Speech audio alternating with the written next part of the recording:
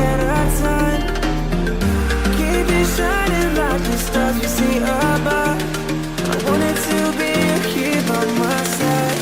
Not dropping through.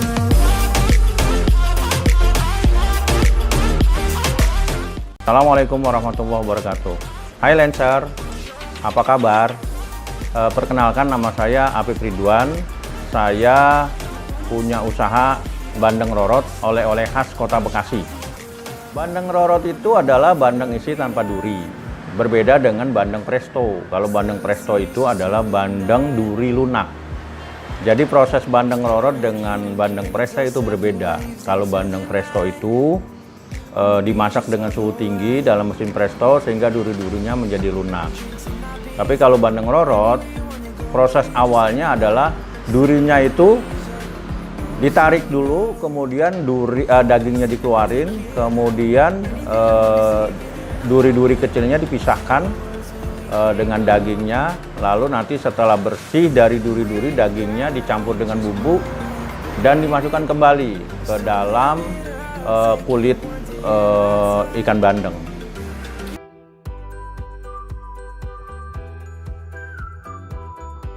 Jadi awal mula bandeng rorot itu saya terinspirasi dalam sebuah pameran. Jadi saya pernah menghadiri sebuah pameran di JHCC, pameran produk-produk kuliner. Nah, di sana saya melihat ada satu stand namanya Bandeng Presto dari Semarang. Dan saya melihat ini orang hebat banget gitu, cuma jualan bandeng aja kok bisa sebesar ini. Dan secara kebetulan saya itu keluarga ya, terutama ibu saya, itu punya resep olahan ikan yang berbeda dengan bandeng presto, namanya bandeng rorot. Nah, sejak saat itu saya berpikir untuk mencoba membangun usaha dengan nama bandeng rorot, yaitu olahan ikan buatan ibu saya. Nah, mulainya itu saya langsung buka rumah makan di tempat ini, di rumah saya. Kemudian dalam perkembangannya, rumah makan itu kurang laku, tapi menu yang paling banyak dicari itu adalah bandeng rorot. Akhirnya saya fokus menjual bandeng rorot dengan saya kasih tagline bandeng rorot oleh-oleh khas Bekasi.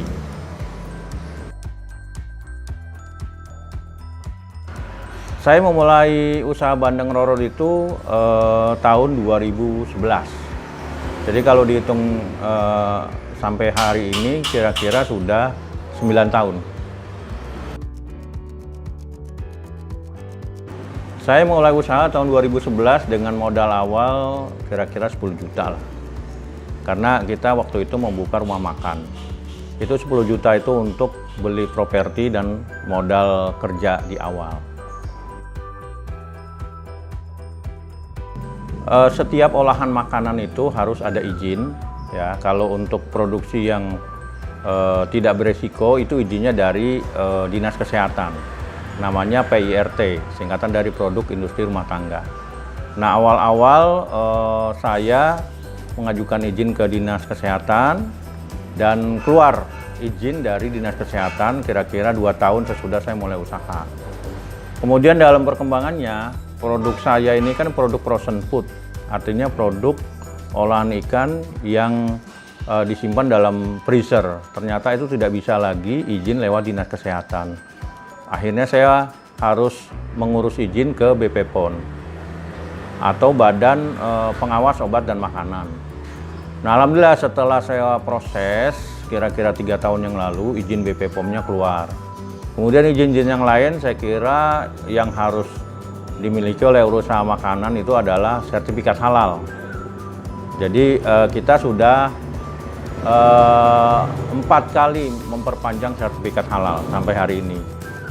Kemudian izin yang lain yaitu izin usaha mulai dari SIUP, TDP, dan yang paling pokok lagi adalah izin sertifikat merek.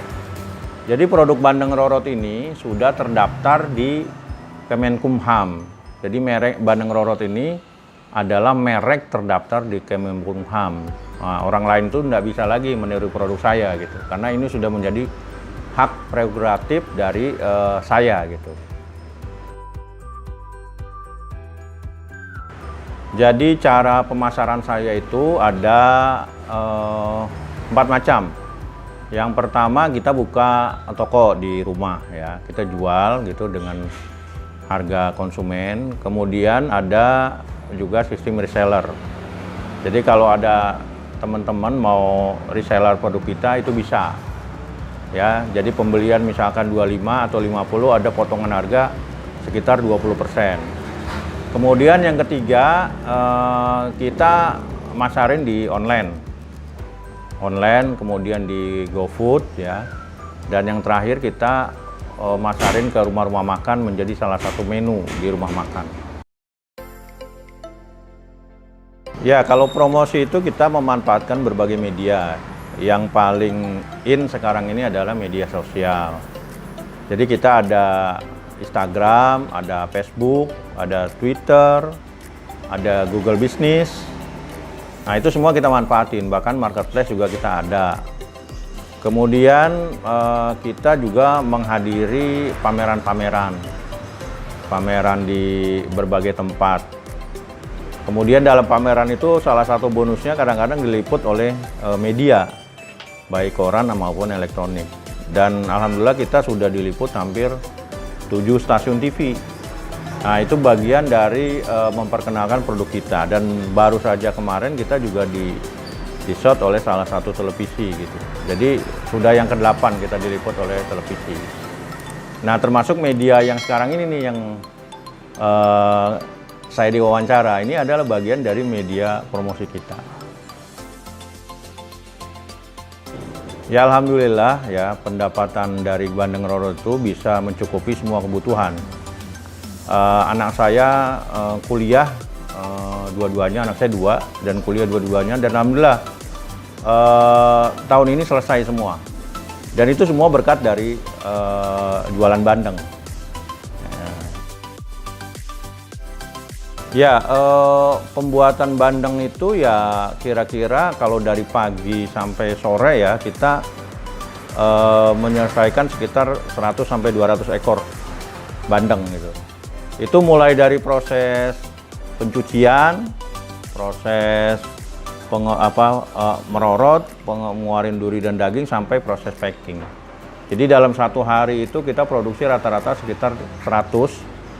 Kalau lagi full itu bisa 200 ekor per hari. Bandeng saya ini masuk kategori frozen food atau makanan beku. Jadi dia memang bertahan di suhu luar maksimal 24 jam. Tapi kalau disimpan di freezer itu bisa tahan 6 bulan. Kalau di kulkas 6 hari. Ya, Bandeng Roro ini nggak ada bahan pengawet, ya semuanya alami gitu. Nah, pengawetannya itu di dalam suhu beku. Ya, jadi dia kalau awet itu bisa bertahan lama kalau disimpan di freezer. Bahkan kita juga nggak pakai MSG, semua bumbu-bumbunya alami. Jadi bandeng yang kita pakai ini bandeng Bekasi, ya. Kita fokus ke bandeng Bekasi atau bandeng Kerawang karena bandeng itu yang ada di Bekasi atau di Kerawang itu bandeng yang paling enak. Pengalaman saya bandeng yang paling enak. Karena mereka proses ininya ternaknya itu memakai bahan-bahan alami. Kemudian kalau ukuran kita pakai beberapa ukuran. Ada yang kalau yang dikemas itu kita pakai ukuran 200 gram. Satu ekornya 200 gram. Ada kalau misalkan untuk rumah makan kita lebih kecil lagi, karena memang kalau konsumsi rumah makan kan memang difokuskan untuk satu orang satu ikan gitu. Jadi mungkin lebih kecil lagi gitu. Alat-alat yang kita pakai itu mungkin kalau yang belum tahu, yang utama itu tang. Jadi tang itu fungsinya untuk mencabut duri. Kalau dulu itu kita pakai tangan, ya cuma tangan kita sering luka gitu. Kemudian kalau alat pemisah duri dan daging itu memang ada. Jadi ada mesin pemisah duri dan daging, kita beli di tempat mesinnya. Kemudian ada lagi mesin pengukus. Alat pengukus kita namain kalakat ya. Dia sebetulnya alat kukus tapi segi 4 gitu. Kemudian kalau untuk packingnya kita ada mesin vakum, ada mesin hot gun gitu, semacam hair dryer untuk plastiknya, untuk membuat plastik menjadi lumer kayak laminating gitu. Dan untuk penyimpanannya ya kita harus punya freezer.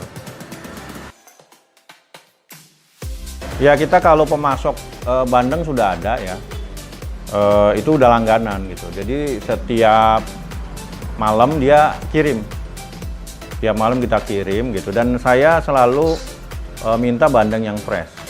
Jadi sebetulnya bisa aja kita sekaligus beli misalkan 1 ton gitu ya.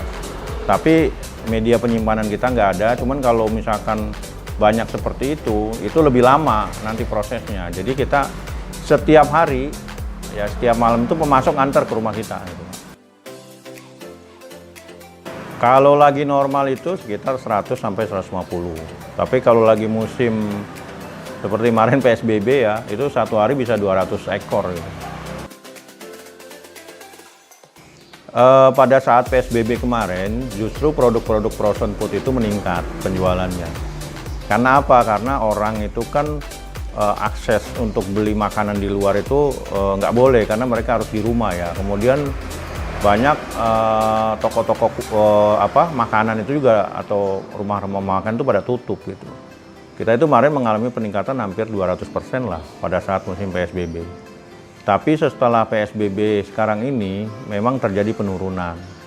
Nah ini saya pikir sih ini masih siklus ya, karena memang biasanya di bulan Juli Agustus itu memang penjualan kuliner itu turun karena orang itu fokus ke siswa baru, untuk pembayaran siswa baru gitu. Mudah-mudahan nanti setelah Agustus atau September itu naik kembali gitu Pak. Ya kalau usaha itu memang harus punya keyakinan besar. Jadi saya waktu awal membuka Bandeng Rorot ini, saya sudah membuat visi yang besar. Saya kasih tagline oleh-oleh khas Bekasi. Kemudian saya bikin kalimat bahwa dari Bekasi untuk dunia. Ya, jadi produk saya ini mendunia gitu. Itu tahun 2011 gitu. Nah, akhirnya mendunia ini sekarang sudah mulai dikenal terutama di dunia internet gitu. Dengan liputan-liputan TV orang tahu produk kita.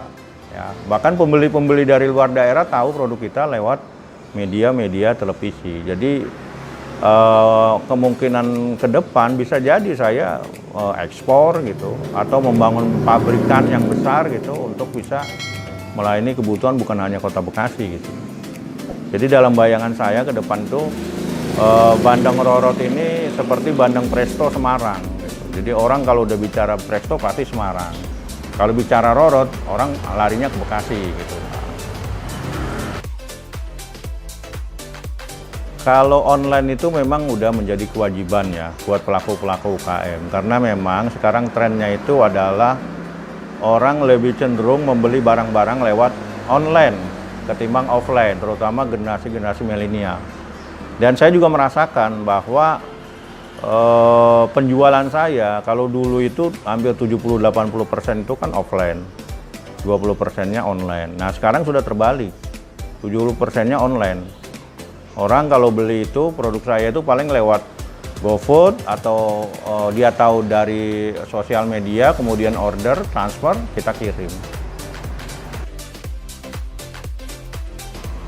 Kita harus yakin bahwa produk kita ini, yang kita produksi ini akan bisa membesar. Jadi kebanyakan pelaku UKM itu tidak istiqomah terhadap produk yang mereka buat. Mereka mudah sekali loncat-loncat, ya produk yang satu belum selesai, dia sudah loncat ke produk yang lain. Kalau saya dari awal memang sudah meyakini bahwa Bandeng Rorot ini bisa saya besarin gitu. Maka saya fokus besarin Bandeng Rorot ini. Kemudian dalam perkembangannya kita juga mulai menciptakan varian-varian. Kalau orang tadinya bosan sama bandeng gitu ya, akhirnya kita ciptain ada stik bandeng, tahu bandeng, cilok bandeng gitu. Kemudian segmen pemasaran tadinya offline jadi online, tadinya Saya tidak pernah masuk ke rumah makan, saya tawarin ke rumah-rumah makan dan ternyata ada 5 rumah makan yang mau jualan gitu ya, maksudnya mau menjadikan bandeng rorot itu sebagai menu. Dan itu adalah pangsa pasar tersendiri buat kita. Jadi kuncinya itu yakin dan istiqomah. Buat yang mau mulai usaha, saya kira sebetulnya kuncinya itu satu ya. Tadi saya sudah sampaikan bahwa usaha itu harus punya keyakinan.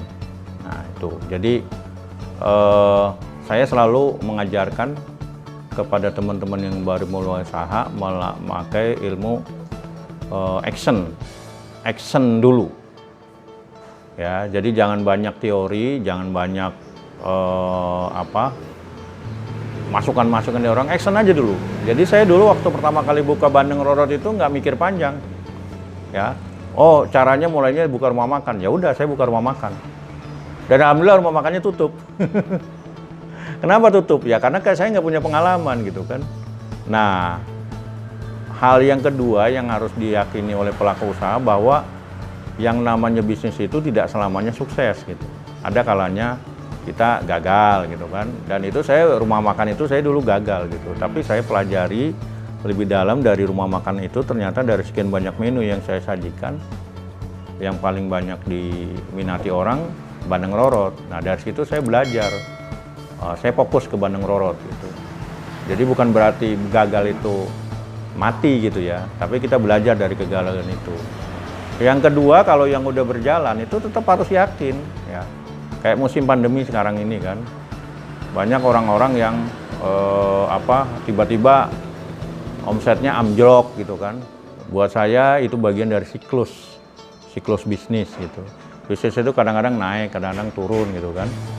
Ya kalau sekarang ini ya siklusnya turunnya mungkin turun ramah dalam, tapi saya yakin pada akhirnya pandemi ini akan selesai. Dan kita akan rebound, kita akan kembali gitu.